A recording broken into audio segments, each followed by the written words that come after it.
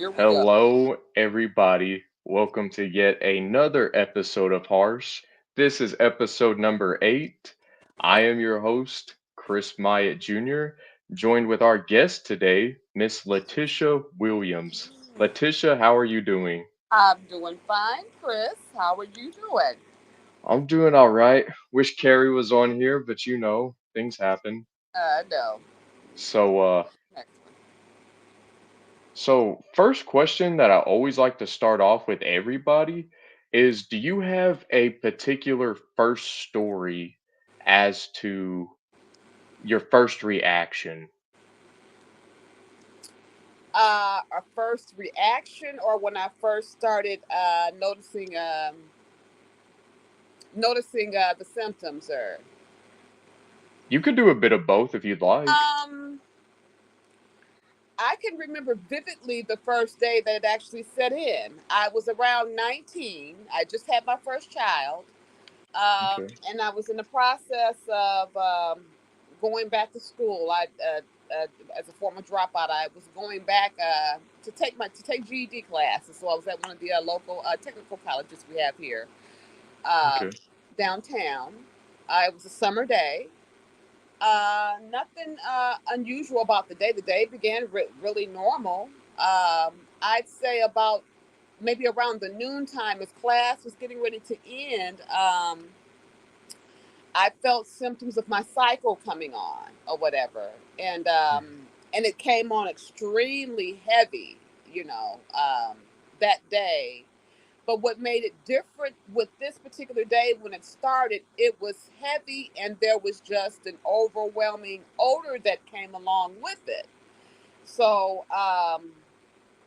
I'm not thinking anything of it at the time, just like I need to get home and I need to get myself together, get myself together. And I'm going home and I'm thinking that I'm getting myself, taken care of for the day, and that's going to be that. But that just seemed to be when everything started, the downturn, the downstop, or onset with my journey with TMAU.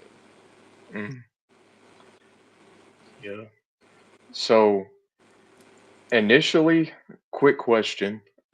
Did you honestly think that the first time that you smelled anything, did you honestly think that maybe it wasn't even you? Like maybe it was just something you walked past, did you, or did you honestly just think it was the cycle? Now, at that time, I smelt it that particular day when it first set on, but as time would go on, a lot of times I couldn't smell myself. I didn't know what odors I was giving off. It started coming from reactions that I was getting from other people, you Mm, know, just talking about how horrible my odor was. And, this woman smells like fish. This woman smells like fish, or what have you. So a lot of times, or maybe over time, I just began to get nose blind. I don't know, but a lot of times at during that time, I couldn't smell myself. There were times intermediate here and there where I could, but for the most part, I didn't know what odors I was getting off, giving off. yeah, that's fair enough. I've heard plenty of other Yeah, sufferers say the same thing. yeah. Uh, Another question I'd like to add is, okay, this is a good one. I've asked everyone this so far. In your humble opinion, this one's a little controversial, but what has been, if you can think of one, the greatest blessing in disguise with dealing with this condition? And what has been a harsh lesson dealing with Gosh, this the condition? harshest lesson. Let me start with the harsh part of it. The harsh part of it is Okay. that people can be cruel. And I think a lot of times what we don't understand, sometimes it can just cause a negative reaction in folks. You just, like for something that would seem so, it's just not normal. Nothing that just happens every day. You just don't come across people who deal with body odor like that. The Right. blessing in it for me, I would say, is that it's made me a lot stronger on I, uh, on a lot of ends. On one end, it's a crazy dynamic how things just work. Uh, dealing with this life and dealing with it for so long, because it's probably almost 30 years for me now.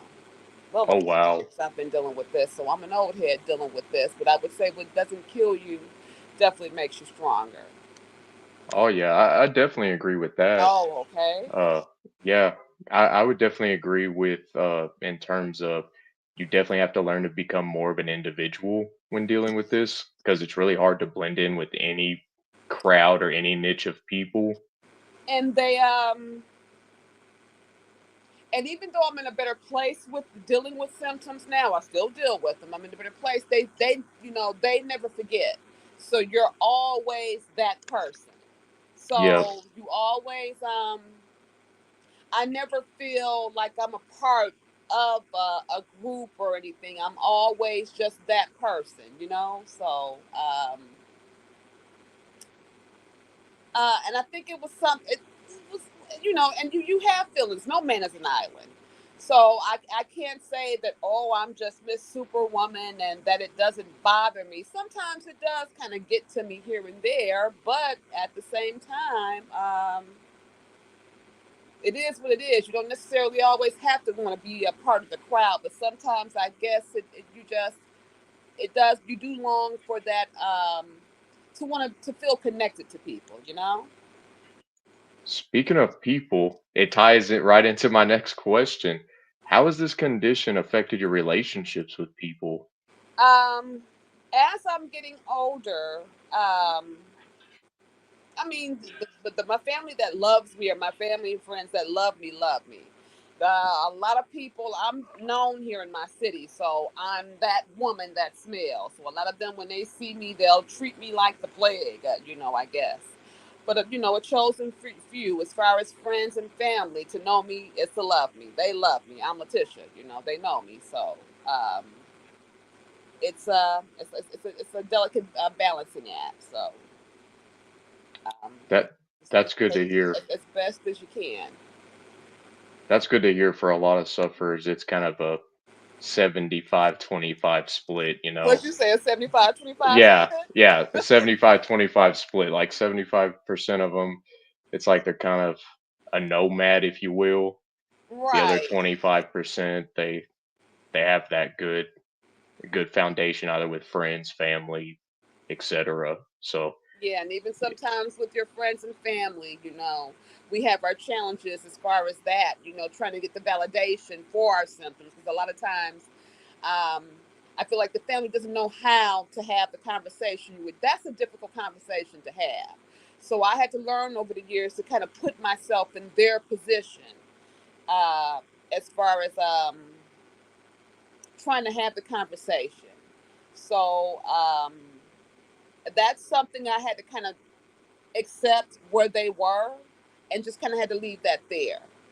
But the blessing and the good part about that is having support groups and support forums such as what we have here. You know, right. finding lifelines among other sufferers or whatever, where you could just actually talk and share your experiences with. I think that's golden, and it makes up for me, as far as I'm concerned, tenfold. Not being able to be fully understood by your loved ones and friends, or or what have you. So Right. No, I it completely agree. just comes with it. How Yeah. long have you been dealing with the condition, Chris? It's gonna be a little over 6 years now. 6 years. Yeah. It Okay. started in the beginning slash middle of September when I was 17, going on 18 years old. Okay. I'm now 23, getting ready to turn 24. Oh, you're young, Chris. Okay. Yeah. Yeah. So a little Okay. over 6 years. Okay. Where are you located? I live in Owensboro, Kentucky. You're in Kentucky. Yeah. Okay. I'm in Yeah. Wisconsin. You're how far away from you are you close by Georgia? Because Kentucky's close by Georgia and Yeah. the Carolinas and those areas. Yeah. Yeah. You We're okay? about 5 hours away from Atlanta. Uh, 2 hours and so odd minutes away from Louisville, maybe a little less depending on traffic. Because I go there because I have a doctor in Louisville, and I've shared some of those medical stories on here before. Oh, Um, okay, okay. yeah. Yeah, because I did get diagnosed with bromhidrosis, and I've had a lot of surgeries because of it. So now I'm in the midst of trying to get TMAU testing because I'm wondering if bromhidrosis isn't associated with TMAU. Because Yeah. And yeah, the beautiful thing about testing now, how we've advanced as far as testing, because back at that time, the first and only time I did get to test was back in, you got to remember dates. You got to bear with me, Chris. I would say okay, 2004, 2005. um, Dr. William DeBow, God rest his soul, was one of the doctors who would finally listen to me after years of trying to talk to the doctors about this phantom condition, but would take heed and actually. Because at that time, you had George Pretty, the Monell Center, that were doing the testing. God rest his soul, because they passed on too, and Dr. Cashman in San Diego, where you could ship your urine samples. So Dr. DeBose set it up where I was able to do my urine sample at that time through Dr. Cashman in San Diego, which came back negative, which I felt like was a false negative. But with the new blood tests that they're doing now, I think those are much more effective. So I'm considering redoing one of those tests in the near future to see if I could get a different result. Because after, just getting that false negative, I just kind of, went on my way. I didn't think of testing anymore after that. But let, yeah, let me guess. It was the urine one, wasn't it? yes, Yeah, I have my sneaking suspicions that it may not be super accurate. And I hate right, saying that because right. there has been other sufferers on the forum that they it did test positive for them. Okay, But I right. wonder I'm so excited for one day when they do deeper funding and deeper research into this because I really feel like I sometimes wonder if this isn't like kind of like diabetes and cancer and stuff, if there's not different stages and if there's not different types. Or you think it's all? I always wondered if maybe it's autoimmune some way with our systems tied as well. It would be. And I'm wondering, I mean, because I'm not following as far as the medical community and all that, what's going on. I mean, I'll do, the support forums here and there. Are there any physicians that we have here in the States that are picking up the helm from where Dr. Pretty left off? Uh, the people that you posted from FSU, obviously, that group, um, The, Carrie had shared that oh, video with Lon, me. God bless his soul. Gosh. Yeah. Uh, my doctor, again though, he's a colon rectal surgeon. He has an interest in my case, and if I could test positive for TMAU, he wants to meet Carrie and certain people, so I'm very confident he would have some Okay. interest because when I ended up having my big surgery, the second surgery, um, kind of embarrassing, but I'll be blunt and just say it. My odor, like the worst part of my entire body, was for me on the male anatomy. It was like the perineum slash buttocks area, Okay. and they ended up removing the epicrin glands from that area and they ended up taking it to one of those doctors that look under things under microscopes. Okay. And come to find out, my epicrin glands were just abnormally massive. So it You're makes what? me What did you say? You're what now? epicrin glands. Endocrine is, are those sweat glands in the groin area? Yeah, we all have them. Men and women, we have them in our Because my armpits, TMAU groin. affects me mainly in my groin area as well. Well, So then yeah. yeah, Okay, so because you said now it was yours was from the back, so from your rectum, your anus, then, or not the actual anus. Like there, I have nothing internally wrong. The only weird thing, like when I start having the symptoms, growing up, I was never lactose or anything. But then, as soon as I start to experience the symptoms, now I have hardcore IBS symptoms, which I find that okay, to be really weird because I could eat anything I wanted to growing up. I never was one of those people. Like I never had issues with dairy. uh, Heck, when I was going through puberty, I used to chug glasses of milk okay, all the time, never uh had huh, issues. And then yeah, as soon as the odor started, Then I started to have like bloating in my stomach and Okay. IBS symptoms. That's the best way to explain it. But Definitely a combination of the digestive issues as well. It's funny that yeah. you say that, Chris, because like with mine, before the symptoms set in, before the birth of I suspect that my TMAU probably set in around the time of my pregnancies. I had Hmm. a horrible time with my first trimesters with both of my pregnancies. I was just like my system completely shut down. I experienced severe nausea to the point where I couldn't even hold down a glass of water. I had to be hospitalized with both of my pregnancies during my Mhm. first trimester, and I threw up the whole 9 months with both of my pregnancies. And I believe it was probably during that time, with my system going through such a severe shutdown, that played in with this condition. Me developing the condition. I really do, because even with the digestive issues, with the nausea, those follow me to this day. Um, Right. the good part about that now, I said I wish that we had a lot of those medications now that we have now back then. You were lucky to be able to get compazine at that time, and compazine, and that really didn't do anything. Now you have Zolfrin and just a whole other host of Reglan, and then a whole other host of digestive medications to help with your nausea symptoms that weren't available at that time. Right. Yeah, I it's believe that definitely that truly played a huge role in this taking hold of my system. But it's interesting that you said that it affected your groin area, because that's where it affected mine. For me, yeah. over the years, dealing with the condition so long and how it was affecting me, I would end up having a partial hyst in 2012, Mhm.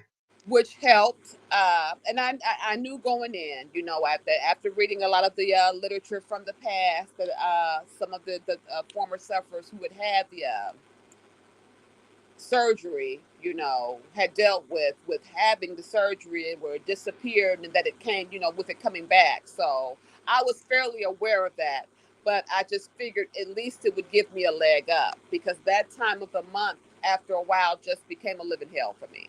It just became too much. It psychologically, I was to the point I was having nervous breakdowns and everything. So then after a while, it also started bringing severe pain as well. So there, in a nutshell, I'm just summing it up in a short span to let you know. But the pain that would also end up developing endometriosis at the end stage before I had the procedure as well. So it was a no-brainer for Wow. me to do that.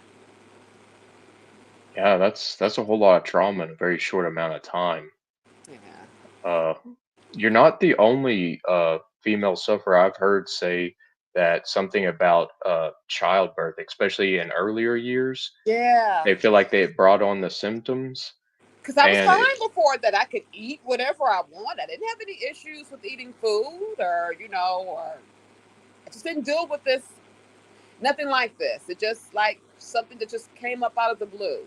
But I truly believe that when my health started to take that turn after during the childbirth years, that's what reared it in for me.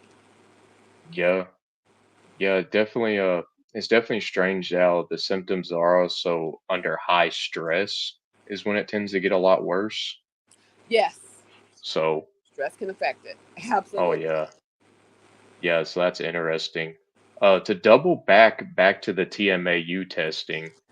Um, in your humble opinion, now that people are trying to go the genetic route for testing or for more accurate results, Uh-huh. do you honestly think that that's kind of how in the very near future that's going to be the best testing For us, for? genetics, Yeah, it's a genetic based condition. I believe absolutely.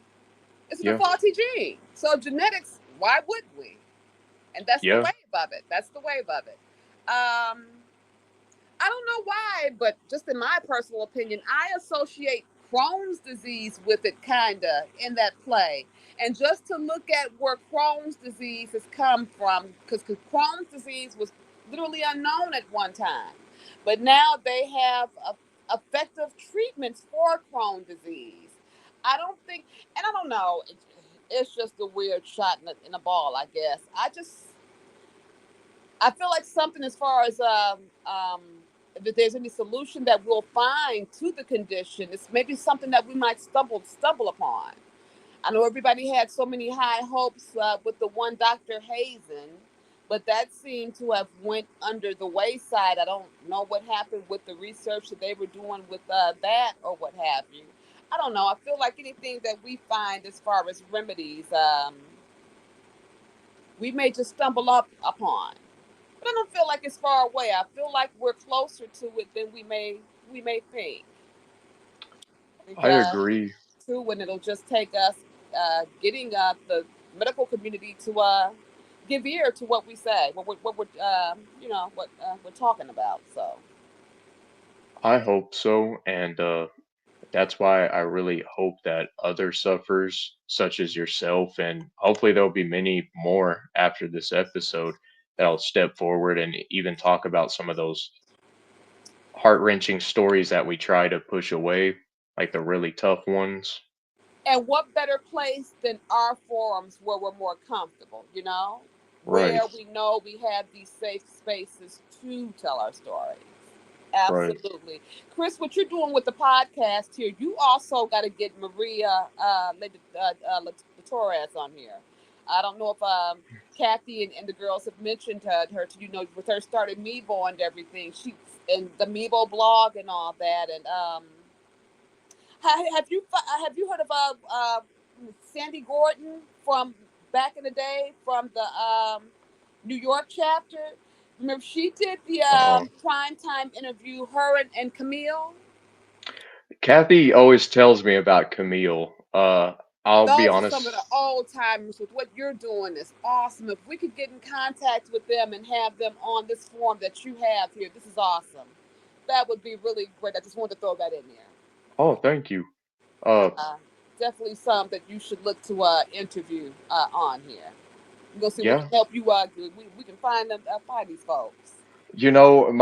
The interview that I'm really trying to score the most is I really want Karen Krieger from Monell. Like, fingers crossed on that one. I sent her an email. I Okay. hope to hear something back.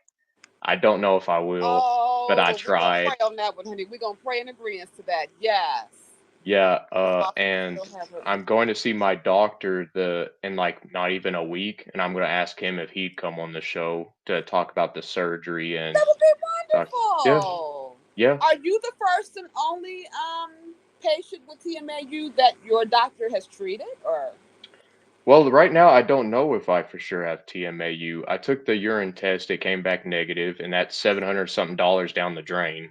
Yeah, I feel like those And are false negatives. so I'm really trying to get that genetic based testing because, like how Carrie just kind of wants to cap off this chapter in her life come New Yes. Year. So I feel like I'm running against the clock right now. Yeah. And Yeah. so I'm trying to hurry up and get that Get that because I done. didn't know this. I do want to enlighten you or any other people listening.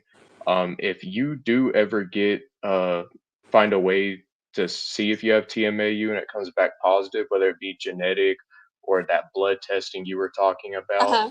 if it comes back positive, if you ever wanted to turn it into a legal action, look it up after we're done talking. There's something called the GINA Act. Gina Act. The GINA Act. It's G for I N rare A. GINA. Here, I'll Okay. pull it up. I'll pull it up. I want the Okay. audience to hear this. We're gonna look Uh, that up. Okay. So, what yeah. do you take to the workplace for your employers and all that? Then you mean? Basically, it's Genetic Information Non-Discrimination Act of 2008.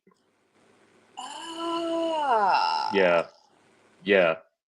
Because if I could prove that I have TMAU, then Dr. Farmer wants to meet Carrie, and I'm sure I would try to see if the rest of you could ever make it or whatever, because it would turn into a legal thing. Because I have plenty of workplace stories, as I'm sure a lot of the rest of you do as well, where Hey. they'll try to blame it on your line of work, but it was clear cut as Oh, day. honey. It, yeah, Yeah.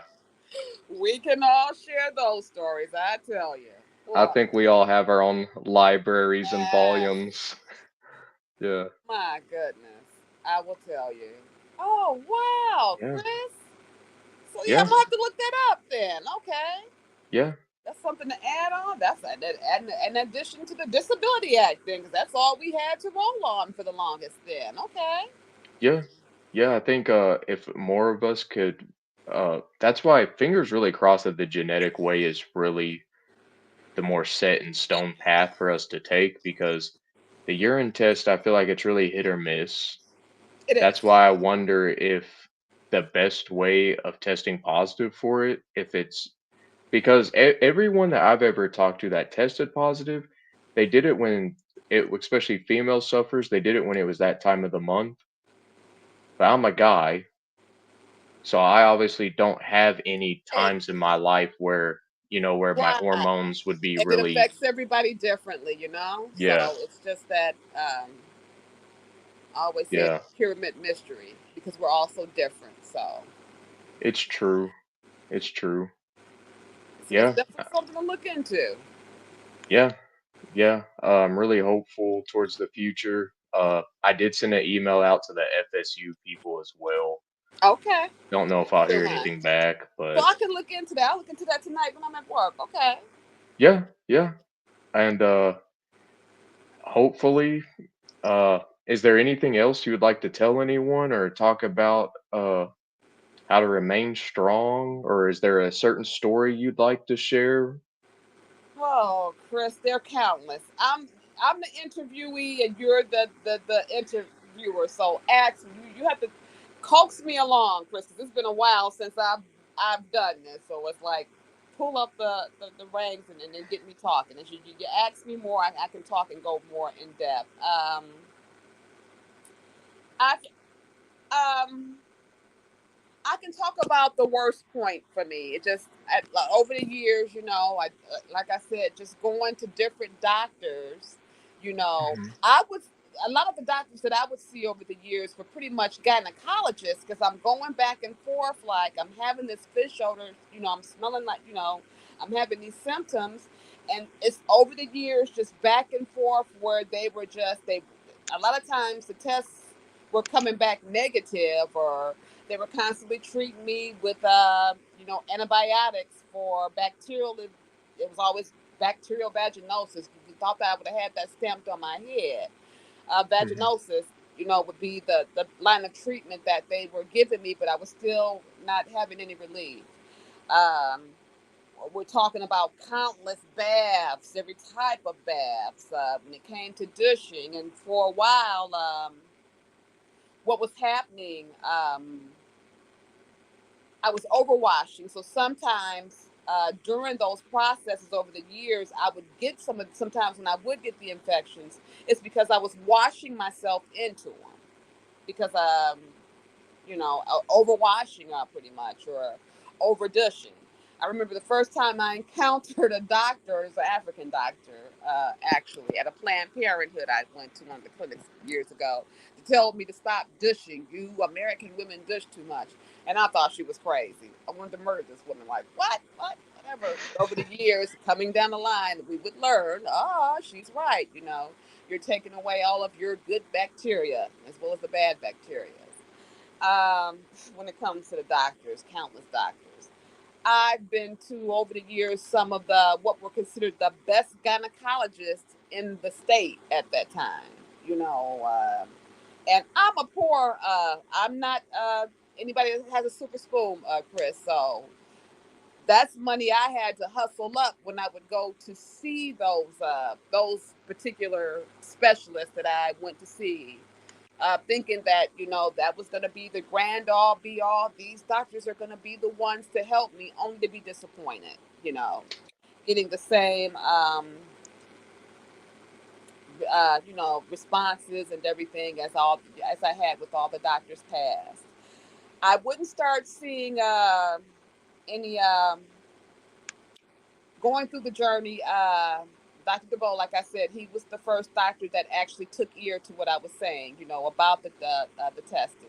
He went on and helped me to get the testing done. at that time. Then a years passed, and after I end up changing jobs, so I end up going away from Dr. DeVoe. But then I would come into Dr. Carla Kelly, who was I always call her my angel saint doctor. God bless her soul.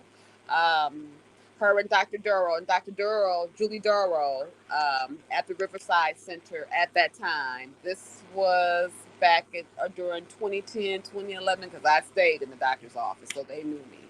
But they had my TMAU records in my chart, and I remember Dr. Carla Kelly mentioning at that time about a hysterectomy.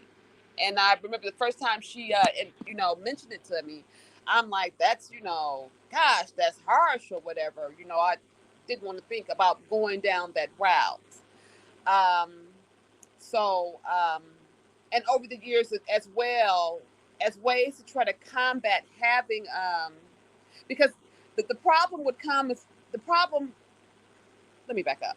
The problem with that I was having with my condition, mine's really flared during the time of my cycle.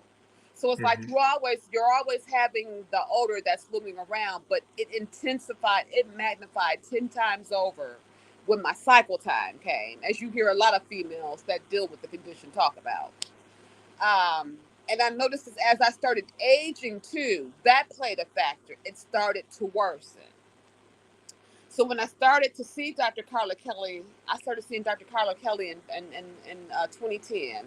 I started with Dr. Duro, and Dr. Duro referred me to Dr. Carla Kelly. That's how she ended up becoming my family practitioner. She mentioned, different outlets that we could look at or whatever, because otherwise they were giving me different birth controls. And that was another thing. Hmm. I got so desperate at one point with trying to control the cycle. That was the thing that I was always battling, some way to try to control the cycle. I had gotten to the point where I was on 4 different birth controls at one time. That's major. Anybody that knows, and it didn't make it any better that I was a smoker at that time. So that was a suicide mission within itself.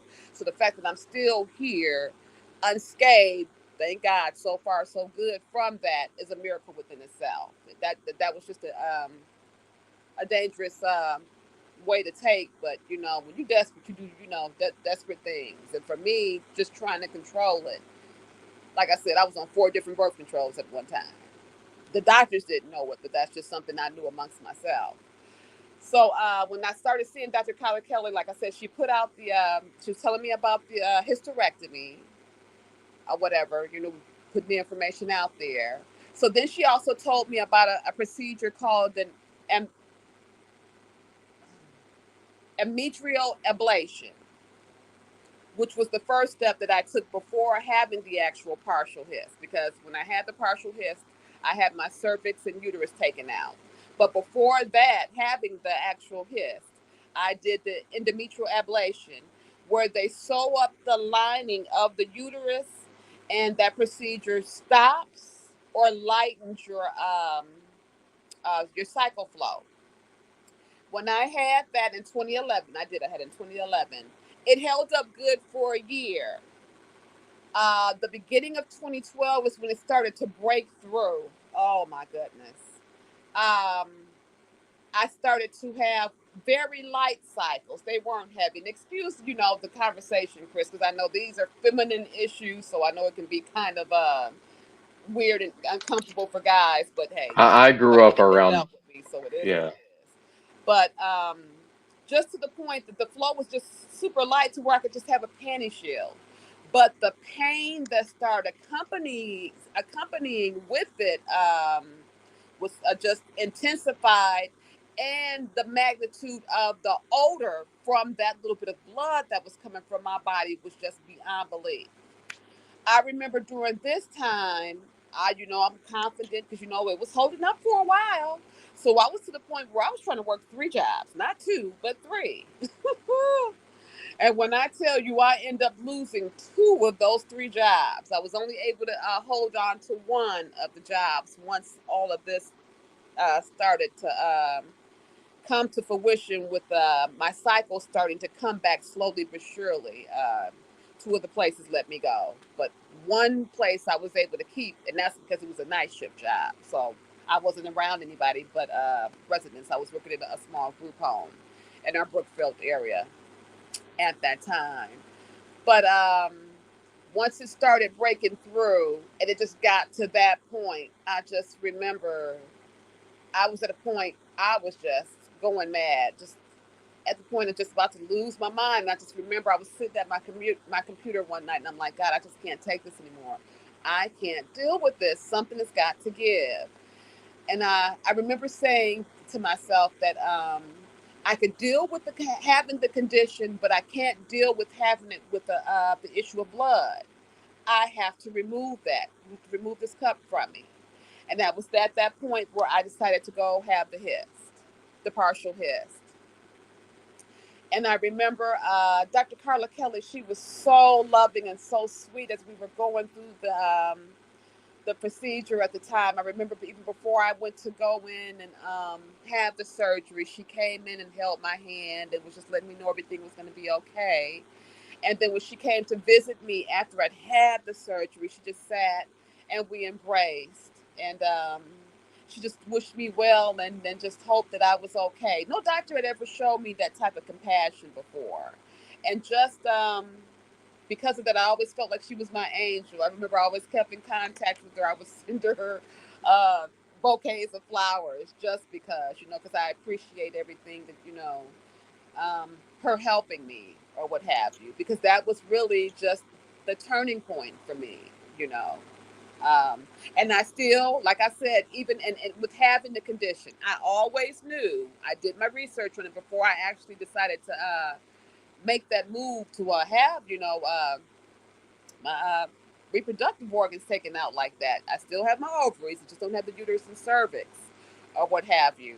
I was, you know, even then, if I would consider keeping like maybe the cervix, they were like there was a chance that I could still bleed. When they told me that, I was like, no, take it out, or what have you. So I had that little point where I had the time where I was odor free for a while, but once it Mhm. came back, I was in a better place to be able to handle it. Um, so that's pretty much me with mine in a nutshell, Chris. Hey, Because that's of like I said, how the condition affects me or whatever. It's vaginally. What helps me, I don't know how I stumbled up upon them. I guess us we become our own little mad scientists with trying to find what remedies or whatever will work for us. I've inserted a lot of things over the years vaginally, let's say. But I came across coconut capsules I years remember hearing you talk ago. about that. I Yeah. think, and I'll tell you, they are my godsend. So I have my daily stuff of my coconut capsules, but that's what keeps me my groin area intact. Having my Right. coconut capsules, and a couple times here and there, I'll test the theory to try to go days without them sometimes to see. And Yeah. trust me, oh yeah, I have Yeah. to. I take them religiously. They Quick make a question. huge difference. Ha- They make a ha- huge difference. They do. Has any dermatologist or any doctor at all, have they ever recommended you to try any topical solutions? Uh, no, they always gave me treatments as far as antibiotics. Antibiotics? Yeah. Because before I had those surgeries, there was times where different dermatologists would give me different topical solutions, and anytime I would apply it to those areas, Uh huh. it would burn as if it were going to work, but then it would wear off in like 10, 15 minutes. What type of So topicals were they recommended for you to use? I have it in my phone. Give me just a minute, cause I still have the screenshot. Cause Now, with the topicals, what exactly were those topicals doing then? well, so basically, this is bromhidrosis in a nutshell. Okay. So this is why, and before I tell this story, I am gonna let you or anybody listening know. this is why I really think that TMAU, bromhidrosis, may be a symptom of TMAU because Absolutely. uh because Carrie and certain other sufferers I've spoken to about topical solutions, they've had burning sensations as well when they would apply it to whatever area of their body they feel the odor was most likely coming from or where it was coming from the worst. Okay. Uh, so let me pull up the list. I've never used topicals. I can't say that I have, Chris. That's why I'm Uh, asking you. Like, okay, topicals. Like, like one, it's an antibiotic, but it's clindamycin phosphate topical solution, USP 1%. clindamycin. Oh, so that comes in a topical as well, then, huh? Yeah, yeah. Okay. It has like that little foam nubby thing that you screw on top, and then you Okay. shake it up, and when you squeeze it, it wets the little button thing that you screw on top of the bottle, Okay. and then you Okay. apply it to the area. Well, this is kind of like a test I would ask anyone out there that's experiencing these symptoms. One of the things I did before I even tried any of this stuff, because I wasn't given anything like this until I went to Texas for a little bit. A Okay. psychologist there was interested in the case, and then when I came back here, going to U of L and Vanderbilt and different places, Yes. that's how I was able to get that solution. But one time I ended up getting some peroxide, and I was all like, okay, if this, because I was, I was playing doctor online, Right. Googling stuff, That's and accurate. so I thought that I just had bromhidrosis because I was trying to use that Lumi stuff, didn't work. Okay. But anytime I used that, it would burn that area and it would Ooh. smell like fish So it every felt you felt time. like it intensified the odor then? Maybe, but basically what bromhidrosis is, and this is why I'm going to have try to get Dr. Farmer on the show. Um, the definition of it is your epcrin glands. I'll send you a picture of it on Messenger once we're done with the show. Yes. But the epcrin glands get infected. It's attached to the hair follicle, like a inch and a half or so under some fatty tissue beneath the skin, Yes.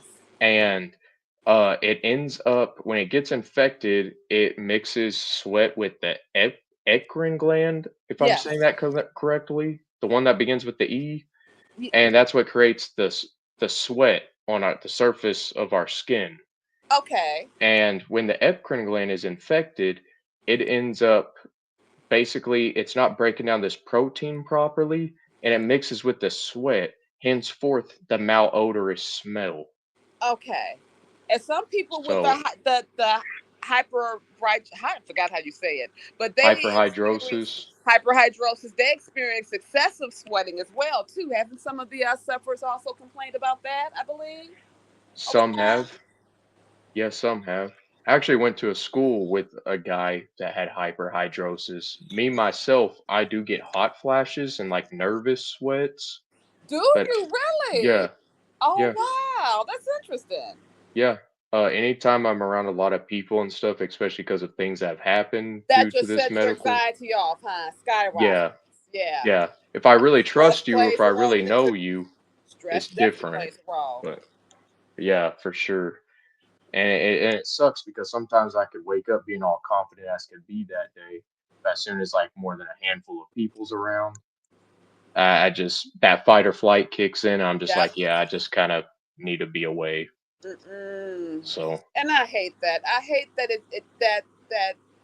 that's one of the lasting effects that it has with me. Now I'm such an introvert. I like to call myself an introvert with extroverted tendencies. Yeah, that's how I label it, but I really am. Um, and I really have to try to get a check on it now as I'm getting older. I'm aging because it intensifies more, and it's so easy for me to get withdrawn in. And it's like I can only have so much time or so much social time with people. It actually definitely does have a time. Okay, I'll sit and I'll talk with you for a minute, then I'm off over to my own space. And it's like then people think you're weird anyway. So then I guess when you're just not all super talkative and rah rah rah this and that, it's just something they don't understand. But I know Yeah. that that's something, and when I do things like force myself, to, which I do, to go out to be with the family gatherings and things like that. That's my way of trying to combat that because it's challenging and it's just easy to sink into that space where I'll just withdraw from everything and everybody, physically and mentally a lot of times. So um, that's just something I guess I'll always have to work on, to constantly work on. So yeah, You're not the only one. Yeah, I promise. I'm sure a lot of the rest of us do too. I hmm could definitely relate to what you're saying for sure. I'll tell you, I'll tell you. But Yeah. but yeah. So no, Uh so now was that the only one you said you were talking about the one medication? Is that the only one that you were taking like that then, or were there other ones? oh gosh, when I met Dr. Farmer at U of L, I got a recommendation, and that's a long journey.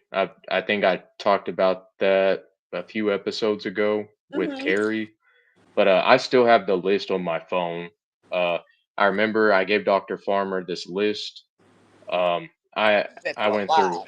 yeah, I went through hell and back to try to get that recommendation to go to U of L. Okay, Um, I hear you, honey. but I've tried everything from talc powders, special wicking underwear, Qbrexza wipes, which never use that. Any sufferer, if you ever meet a dermatologist that's willing to hear you out, don't go to a dermatologist. Just don't do it Okay, because those Qbrexza wipes, the side effect is you get so dehydrated. I swear, one afternoon I drank like probably 10 or so glasses of water and I could not get hydrated. It did something weird to my tongue to where I I felt like I had no saliva. these are wipes that they prescribed you. You said now. Yeah. Yeah, Woo.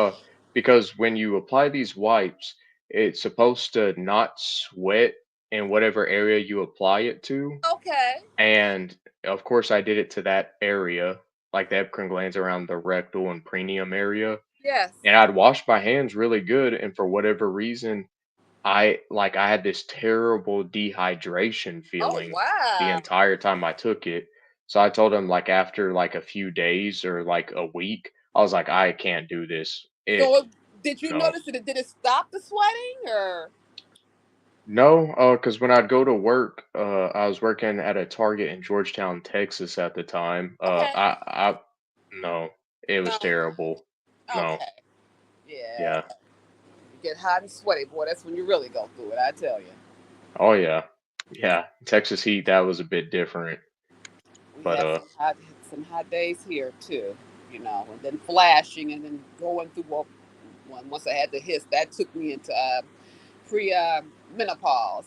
So I get hot flashes quite a bit. I just don't like to get over sweaty, because I always constantly double checking yourself, anyways. But if I'm weighing the options, I'll take the hot flashes. The hot flashes is just something I'm gonna have to live with. So hey, yeah, I understand. versus Plus, I feel like the longer you go through this, it's kind of like some days you care, some days you don't. So those days when you get that I don't give a fuck excuse my language, I don't care mentality, I think it serves you well. You yeah, have to at the end of the day, especially after you tried everything that you can try. What else can you do? But just yeah, keep functioning. You gotta keep moving. I mean, so hey, I we hear you, days and our Letitia. bad days with it. Yeah. So we're down to the final 5 minutes of the show. There are That went some, fast. Okay. yeah, yeah, I I know know. some of you guys. You got some of the other ones that are much more cheddar boxes. I'm just kind of, I guess, I'm all over. They quiet too, so we're good. I felt like you gave some pretty good answers. Because one of the things where it's kind of strange, when each time I talk to a different sufferer, it's like Uh-huh. there's a small piece of my story that I can line up with That you theirs. can line up and that we can all Yeah, relate to. yeah, Absolutely. The yeah, ties that bind us. absolutely. So Absolutely. Dr. Farmer, there are some other medical professionals that do listen to the show.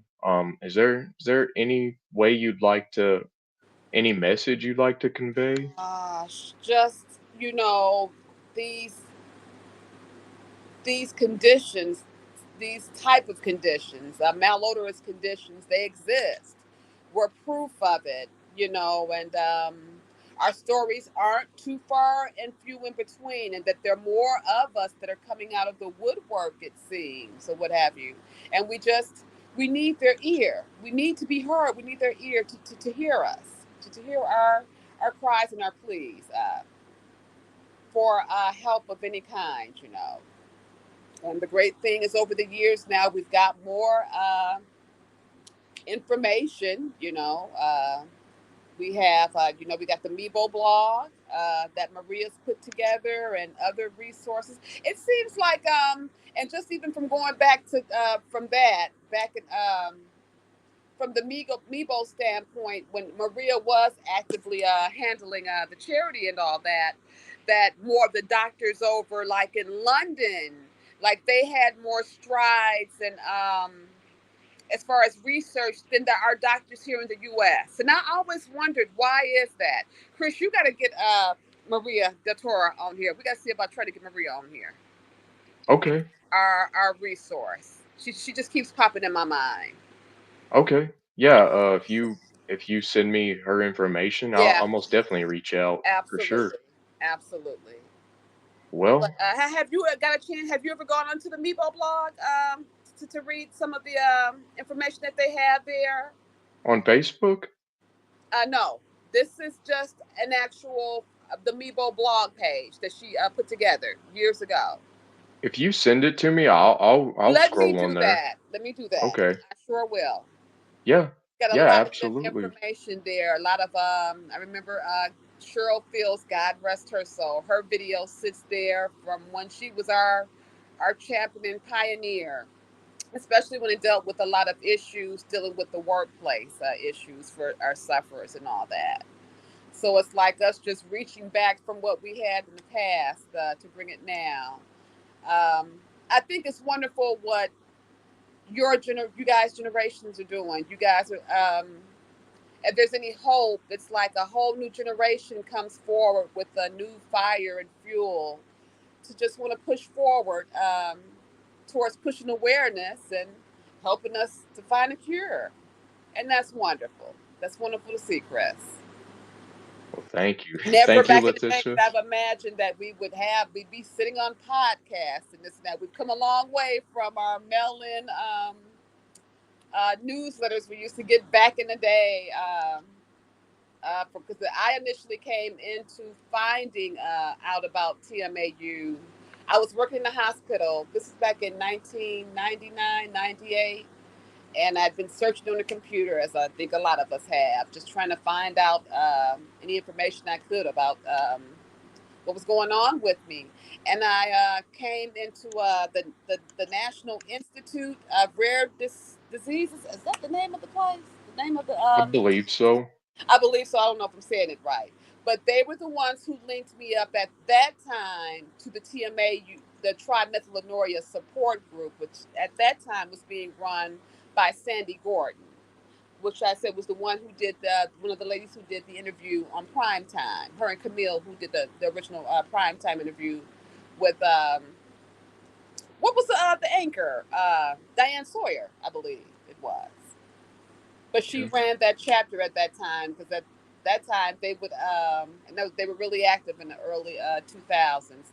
They would have at night the late 90s and early 2000s. I don't know when they initially originated, but I got the opportunity to go attend one of the meetups. I didn't get to meet Sandy, but I got to meet a lot of other awesome sufferers. And let me also say that too.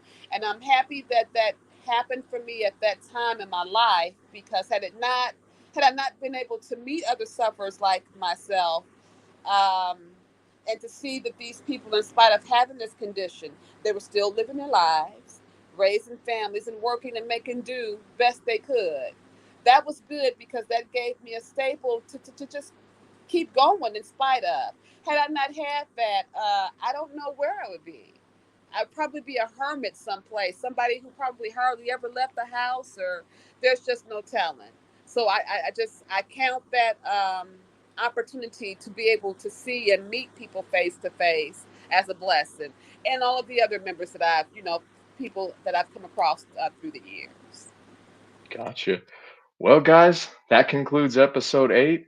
Letitia, thank you so much for being a brave soul to step up and tell your story. If you'd love to, I'd love to get a part 2 with you because it seemed like we were just hitting that groove as soon We as we're were hitting just like getting dead on into it. time. Well, we can get Yeah, us a three-way. We'll get Kathy up on here next time. That'll be I good. hope so. Get us our get a three-way going. Sure, I'll come in for another one.